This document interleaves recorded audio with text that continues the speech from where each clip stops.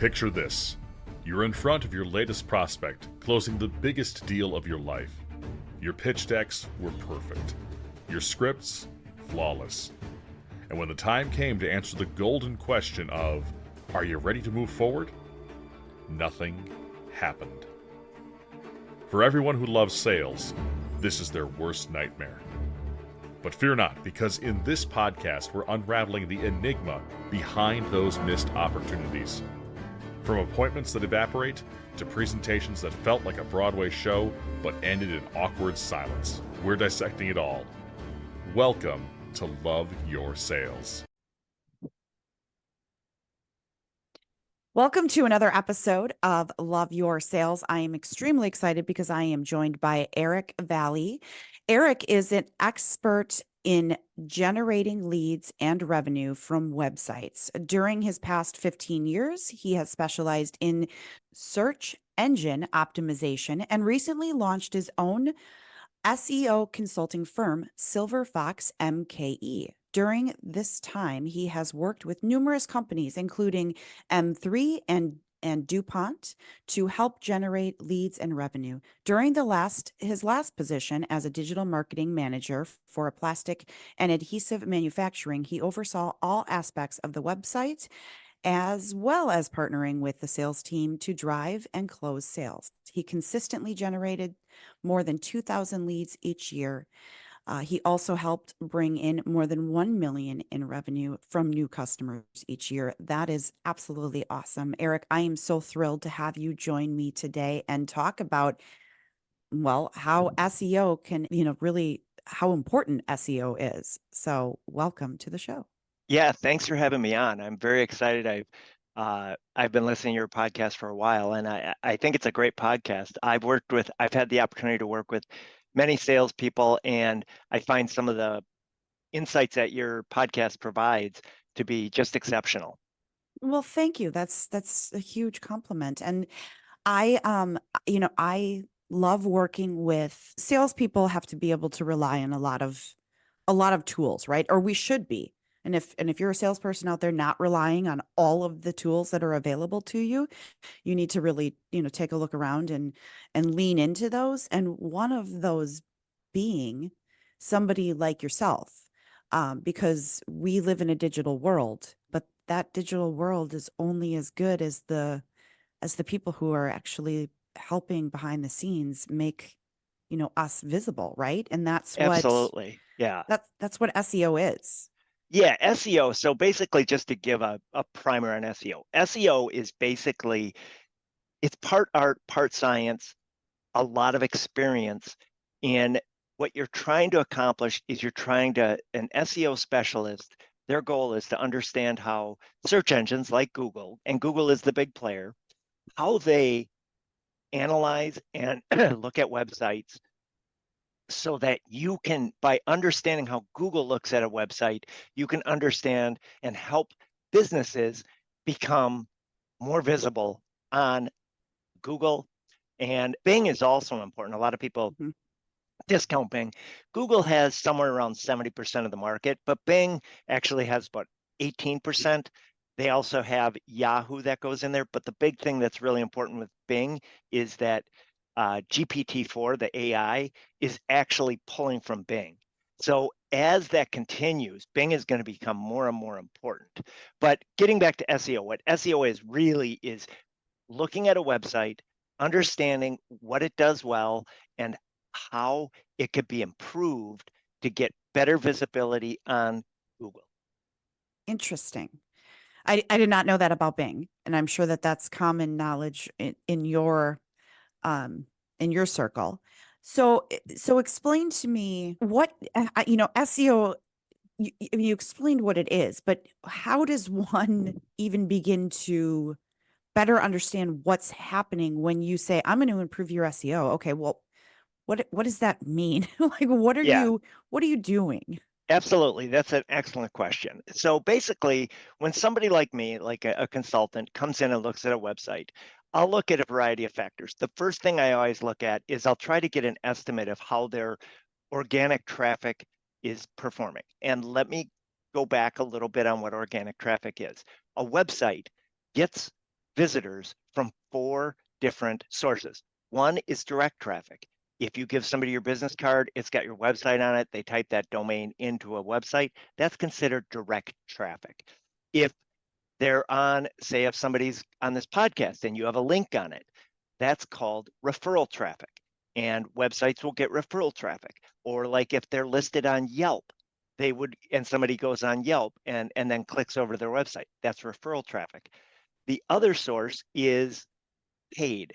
So like if you do what's called pay-per-click or paid advertising, that's another source. The fourth is organic. And it's called organic because when Google looks at your website and they put things in results, they consider organically how the website comes into their search engine results page. So they call it organic traffic because of that. But it's basically traffic from search engines. So those are the 4 types. So when I look at a website, what I do first is I want to see how much organic traffic, because those other ones are important, but I can't have as much of an impact on them as I can on search engine traffic or organic traffic. So I look to see how well somebody's doing in organic traffic. I will typically make that as a benchmark against how they're doing with some of their closest competitors. So if I looked at a website, say your website for Rescue My Sales, I might look at it and try to ask, what are some of, give me 2 or 3 of your competitors that you regularly see in the marketplace. And then I would look at their website to determine how well they're doing. For instance, if you're getting 100 visits a month, you might feel very good with that. But if I tell you that your closest competitors are both getting well over 1,000 visits a month, then you're not going to feel so good about it. So the first place we look at is that. Then we start to look at some of the reasons why you're doing either well or you could do better. And so what a search engine specialist will do is they'll look at how does a website perform in on page, which means how much content do you have? Is the content driving the type of traffic that you want? And so let me, I'm following. So when you do this analysis, when you're sitting, and I'm trying to get in your head now, when you're sitting here doing this analysis, you're figuring out, where these are coming from. And then you're going to try to optimize this. I'm assuming there's different places in the background where you can put keywords, but yep. I'm going to guess also that it's the language on the actual website as well. It is, absolutely. So, okay. So really with search engine optimization, there's 3 pillars. There's on page, there's technical, and then there's off page. On page is anything like it describes on page. So like if I look at the content that you have, how is it written? Is it written to appeal to the audience that you're trying to target? That's where the keywords come in. And if you have keywords, how well is it aligned with those keywords that you're trying to target? Okay. Off page is links. So what Google, when they first came out, when Sergey and Brin first created Google, back in the time when they were doing it, the search engines that were around were like Ask Jeeves, things like that. You could actually buy your way to the top of an organic ranking. You could give them money and they would put you at the top. Sergey and Brin said, that's not how we want to do it. We want the World Wide Web to make the decisions. So when somebody gives you a link, when they take a hyperlink from their webpage to your website, that's basically a referral. It's that website saying, I recommend going to this. This is a good source. So off page is basically how many links you get from other websites and how good they are. For example, if you get a link from an education, a website that ends in .edu, extremely valuable. If you get a website from a .org, very valuable. If you get a website from a .com, could be valuable, might not be. It depends how good it is for your site and how related to it. The whole aspect of it, I don't want to get too much into the details of it, but this is, I mean, this is, now that you're explaining it in layman's terms, right? This is no different than being out in a networking at a networking meeting, for instance. Absolutely. I mean, this is like sales 101. They created it so that the better you are, and I shouldn't say, well, yeah, it's like a popularity contest almost with value, with the 5-star review, right? Yep. I'm not going to get a referral from Eric if I haven't proven that I am a good, or that I'm good at what I do in my business. Yes, It's the exactly. same thing. Like, so if a .org refers me, which, we could equate this to, somebody who's really high or highly respected in, in a networking group says, oh, you should go to Leanne for that. That may hold more weight than if somebody who's, brand new, never used me, barely knows me, says, Yep. oh, you should go talk. Wildly Yeah. interesting. Well, and the thing is that a lot of people don't understand is that, Right.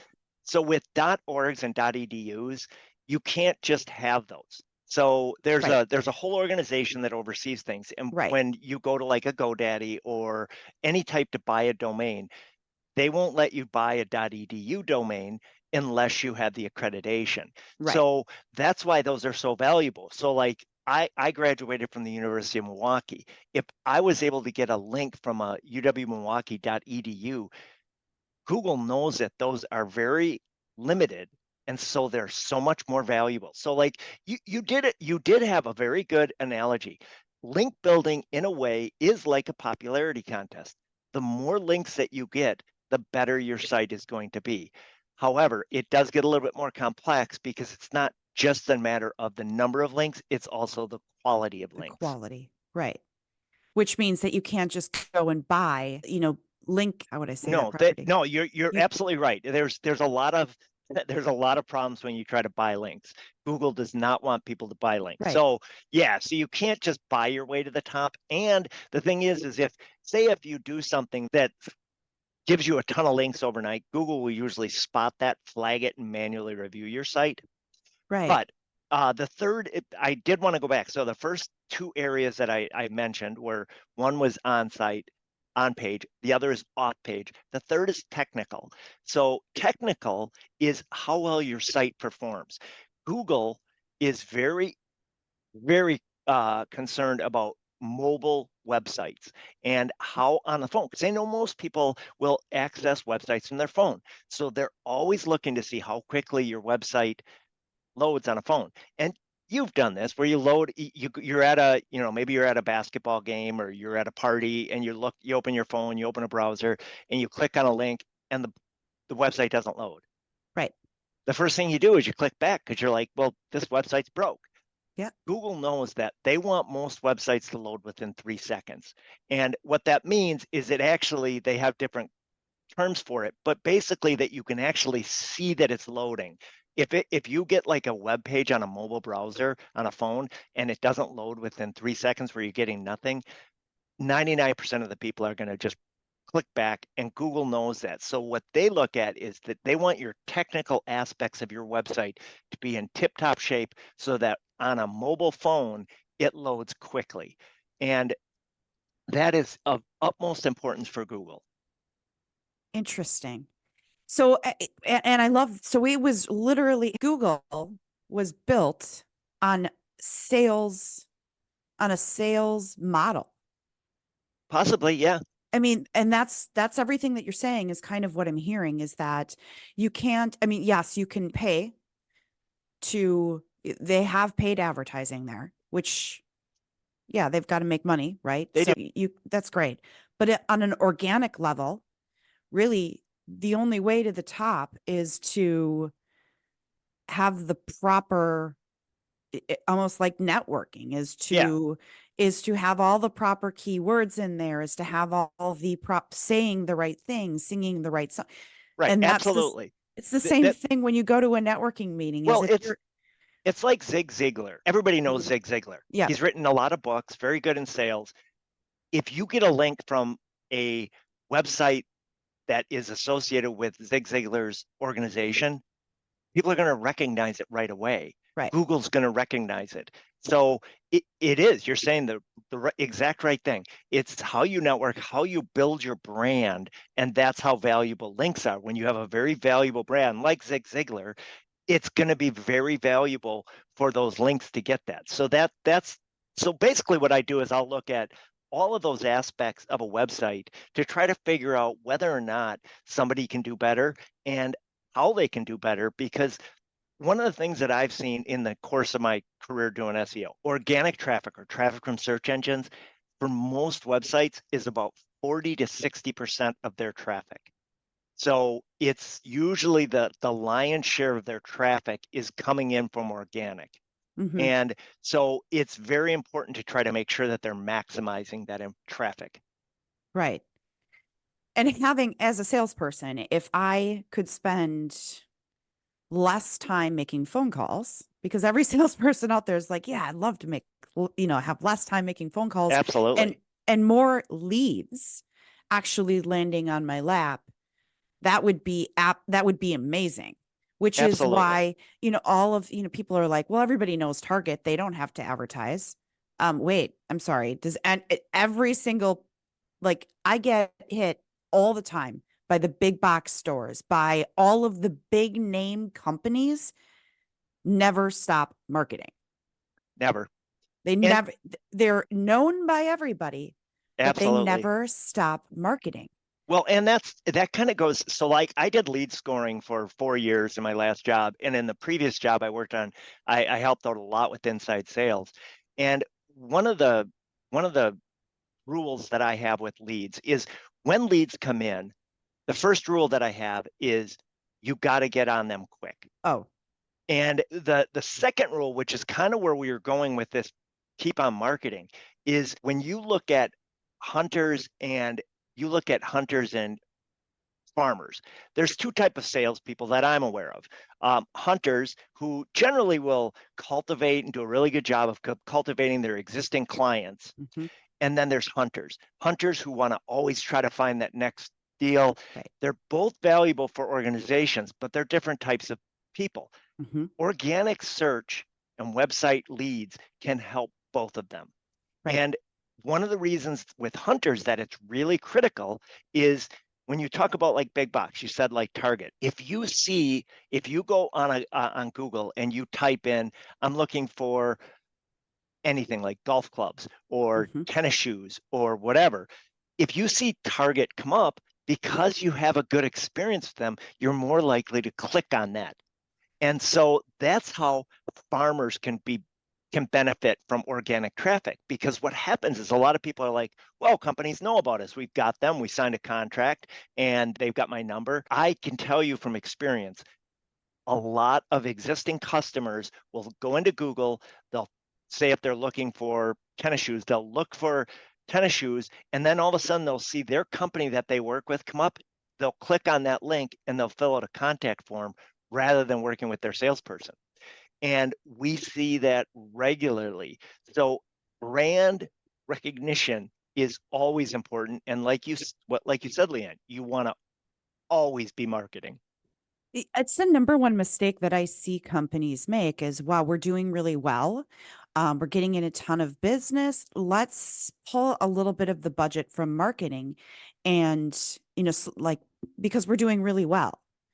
And I'm like, you're doing really well because you're marketing. And if you stop, it's the same thing with a salesperson. It's like the 30-day rule. You're making a ton of calls. You're going out there, you're knocking on doors, you're getting all this business in, and then all of a sudden you get really busy. You're now managing your clients that you just brought in, and you're not making all those phone calls. And you're letting the funnel go right, dry. your funnel is starting to go down. And again, this is something that every salesperson struggles with a little bit, because you get pulled into now managing the clients that you just signed. And so there's always that push and pull depending on, your role. If you eat what you kill, you're going to be in a constant cycle of up and down and up and down and up Yes. and down.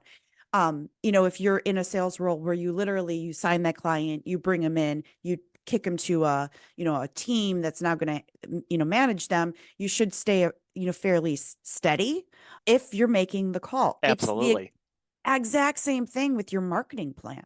Like you can't market and then stop, because you're going to get an influx of clients and you're going to have no clients. You're going to have an influx That of, clients. absolutely. And Absolutely. I've never understood that mentality with businesses, with companies. Like if it's working, then stop, don't break the system. Now, if it Yeah. comes down to budgetary, then you need to find, a budget that you can sit comfortably and consistent with for the long term. And as the clients go up, your budget's going to increase, and then you can build upon that. Yes. And I've just never understood why companies like don't get that. I it Yeah, seems like an obvious thing, doesn't it? yeah, it does. I mean, I think that a lot of people, they do that. They're like, well, we're doing really well with sales, so we don't need to put as much into marketing. We don't need to put, but you always have to think about the funnel. That's Right. something that has to be top of mind, because if that funnel is not constantly being filled, you are really putting yourself in a precarious position. You want to always be filling that funnel.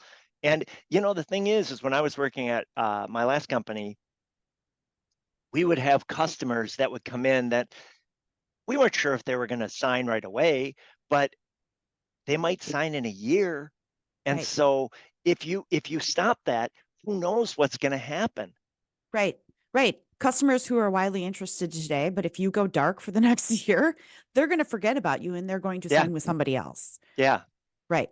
Oh, especially in a wildly competitive industry, depending on the industry that you're in. If you're a marketing company, that's a saturated industry. If you're a staffing company, saturated industry. If you're and I can list off a 1,000,010 saturated industries and then there are the few that, have that corner their particular industry and have literally said to me, we don't even need a website. And I'm like, good luck yeah. when you have a Well, that's competitor true. pop up.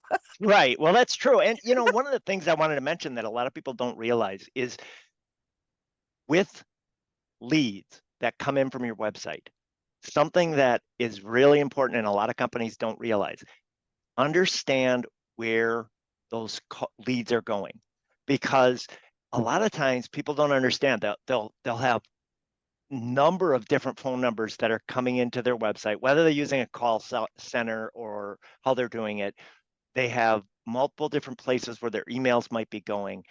Check those at least a couple times a year to make sure that they're active, because nothing is more frustrating for a customer or a prospect to get to a location, they contact you, they spend the time to reach out and get to you, and they never hear back. Mm-hmm. And one of the challenges with that is that sometimes phone numbers, especially now, because more people are using voice over IP, and a lot of times these phone numbers aren't going to a voicemail box or a typical like a Right. phone number. And so they're just ending in a dead end. And people are leaving messages and they're never getting returned. And then it looks bad for that company. Right. So We live in a instant gratification world. So if absolutely.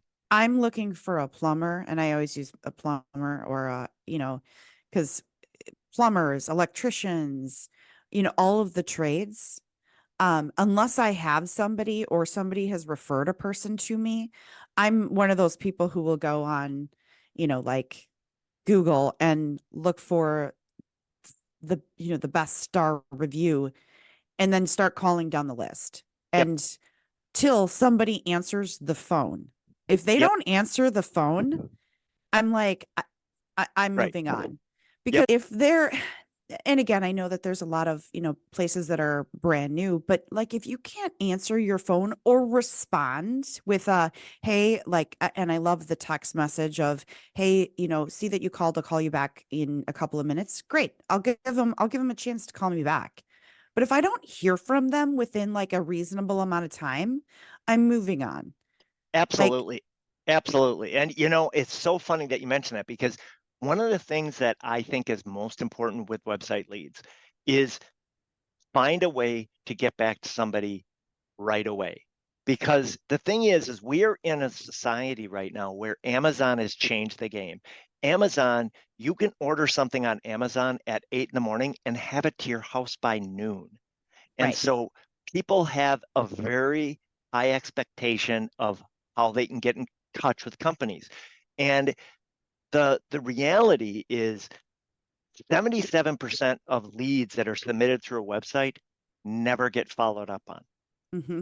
And it's scary because the thing is somebody's reached out to you and they said, I'm interested in your products. And a lot of companies aren't following up. If you follow up within an hour, you have a much greater chance of getting responded. Because I know that like if somebody doesn't have chat on their website, they aren't necessarily expecting that somebody's going to be able to get back to them. A lot of people are conditioned to know that if you call on a phone line, you're probably going to go through voicemail challenges. And so they understand what that is. Now, in the case of like a plumber, like you said, I think that's a little bit different. They're probably going to have a call center. But if you contact somebody that's a big company and say if you're looking for steel, you're probably not going to be able to get in touch with the person right away. But if you submit a form, whether it's a request for quote or a contact Mm-hmm. form, I would encourage anybody, if you can, even if it's just to send them an email and say, hey, we got your information. We're looking at it. We'll get back to you. And I'm not talking about the automated one because most websites have an automated response. When somebody fills out a form, it'll tell them, we got your information. We're going to respond within a certain amount of time. Right. What I'm talking about is reach out with the salesperson or the person who's managing the leads and say, thank you for getting back to us. We are working on this and we will get back to you as soon as possible, because then that person knows, hey, I've reached somebody. And they're going to be more likely to stop looking as hard for another website. Just like you said, Leanne, if you call a plumber and they don't answer, you're on to the next one. Right. And it's no different with any type of sale. That's how it is. Right. So I recently was on a trip and my girlfriend, she bought a new car. She bought a Tesla. And she asked, or I asked her, like, oh, tell me about like the buying process, blah, blah, blah. And this was the most insane story I'd ever heard. She's like, yeah, we went in, we test drove it. She goes, we filled out everything on an app. And it literally took 15 minutes. We went through it. Here's the price. Here's your, you're putting this much down. This is how much it's going to be, monthly. She goes, there was no negotiation. It was, you're pre-qualified. This is the price. This is the, how much you're putting down.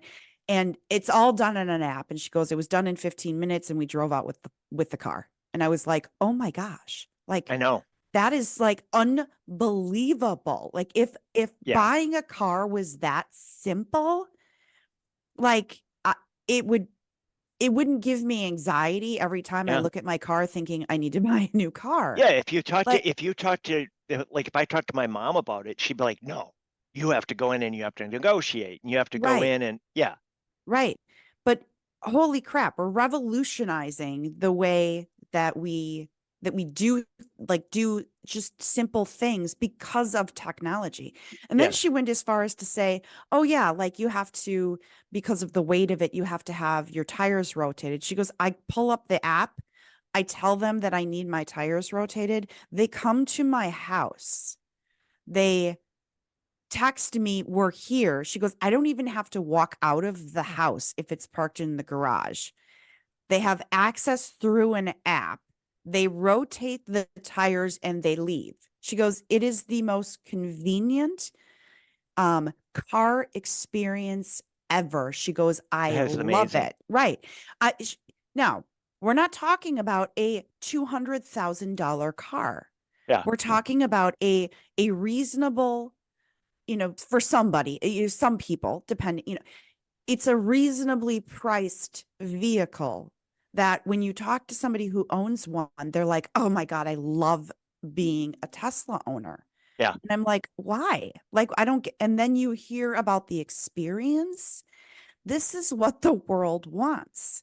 Absolutely. We live in a world in which immediate gratification, simplification of the buying process is what every single person wants. They want to be able to go on They want to go on a website. They want to see what they're buying, understand the product, and then have complete ease in that process, which is why Amazon's, process of like, oh, here's what I need. I can click on a button and have it delivered to my home. Yep. I can even put it on auto ship when I know that I use laundry detergent. I need to restock my laundry detergent and my toilet paper and my every month or every 2 months. It auto ships to my house. Like, Well, and it's so funny that you're mentioning that, because one of the things that I always like to talk to when I talk to salespeople is, because salespeople will be like, well, how can I get involved in the SEO process? And one of the best ways is to be a resource. So some companies will have a digital marketing department. Some might have a marketing manager and either one might oversee the SEO of a website. Some will hire a consultant like me. But what we really don't have that salespeople do is direct connection to the customer. And salespeople are talking to customers all the time. mhm, So they understand from your business, what are your strengths? What are your weaknesses? What are your competitors' strengths? What are the common questions that people ask? All of this information is gold for a website person, because yes, one, it helps us build better content. Two, it helps us find more unique keywords. Three, it helps us create a experience. Like you said, experience is important. It helps us create an experience that's going to talk to our core customer. So salespeople, I encourage all salespeople, make friends with your digital marketing partner, because they can be a very good resource for you. You can be a very good resource for them. And it's really a great relationship to have. very interesting. So once you have the SEO, like you've created this, you've created the website, are you good to go forever? No, but that's a great question, Leanne, because the thing is one of the reasons that I got into search engine optimization when I first started doing digital marketing. I could have went pay-per-click, but I chose to go SEO because the work that you do with SEO, it lasts for a long time. I'm not going to say forever, but it lasts a long time. If you do pay-per-click or paid advertising, as soon as you stop your paid advertising, it goes away. And Right. so, but as you mentioned, no, you don't want to set it and forget it. So say if, for instance, we have a website that builds widgets and we get all of our pages optimized, we get all of the content that we want.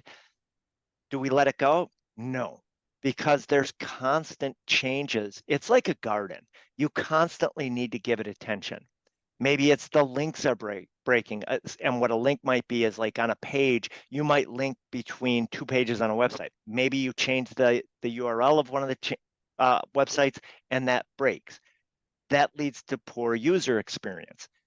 Okay. A lot of people don't realize with content, it needs, say if you wrote an article on widgets and we talked about composite widgets, but the composite widgets changed last year, but we wrote this article 4 years ago.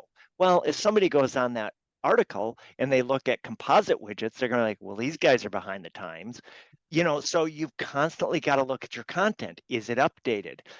You also have to try and look at how can you keep getting your name out there. Once you have a website built, what other things can you include in it?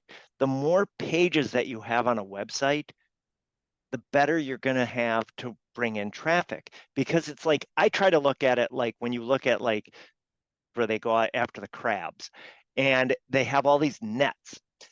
Each page on your website is like a net where you're trying to, instead of trying to catch crabs, you're trying to catch customers.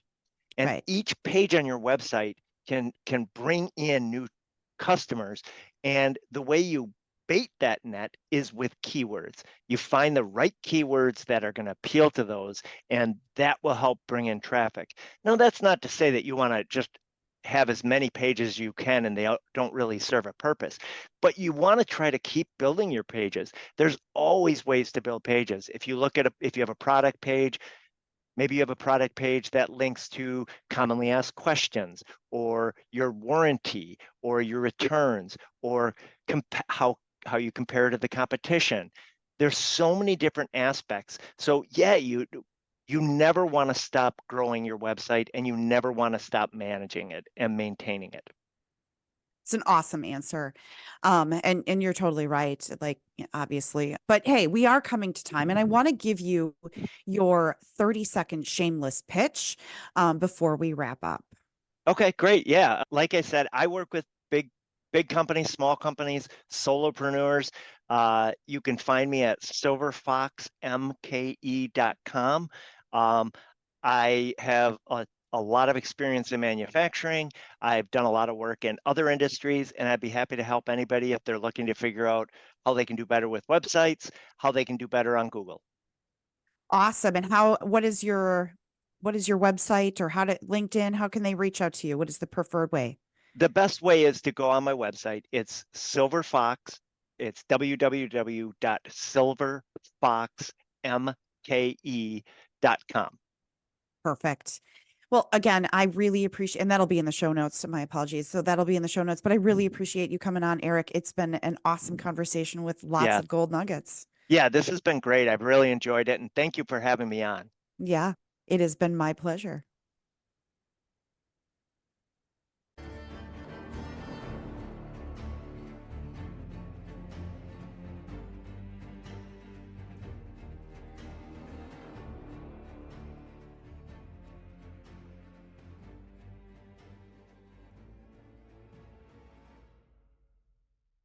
This podcast is presented by GenHead. GenHead leverages AI so small and medium-sized businesses can find their ideal clients to make more sales. Other companies talk about AI, but we are using it every day to drive down marketing costs and increase revenue. Learn more at genhead.com.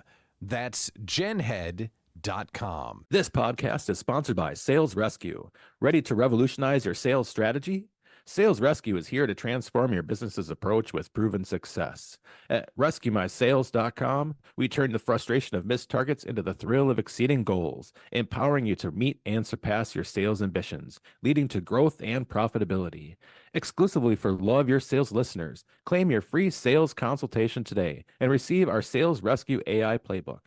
Start your journey with sales excellence now.